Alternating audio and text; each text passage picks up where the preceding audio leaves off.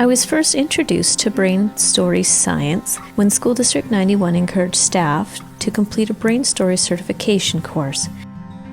Once I'd completed the course, I had the opportunity to join the Brain Builders Lab, which was sponsored by the Canadian Centre on Substance Use and Addiction.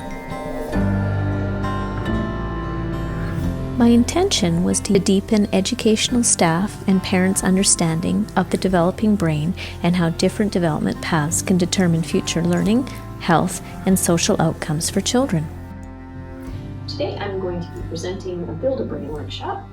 I created a multimedia, interactive presentation that could inform participants about brain development, neuroplasticity of the brain, how anxiety and toxic stress affect the development of the brain, and executive functioning.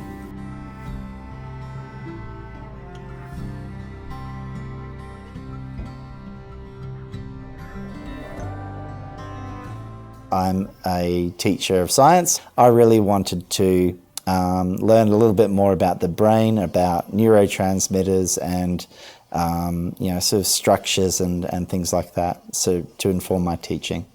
I just thought it looked interesting from both a teaching perspective and a parenting perspective. I just like anything that can broaden my understanding of the human brain. The most interesting part of the presentation for me was doing the Build-A-Brain activity, where we simulated what a brain might look like at a very young age and then put stresses and building blocks upon it to simulate the growth of the brain as the child grows older. It's so important, I think, to just recognize that everybody's starting from a different place and their foundation might be stronger or weaker based on experiences in infancy and how we can affect the brain both positively and negatively.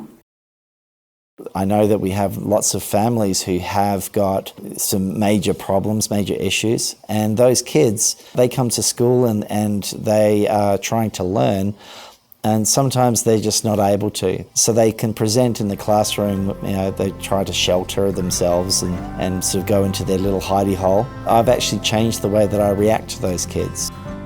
This presentation really reminded me of the philosophy that it's not my child that's giving me a hard time, it's that my child is having a hard time. I had gone in with a vision that I was going to learn more about the brain, and instead I ended up learning more about the kids that I was teaching and my own responses to the stresses that are in their life.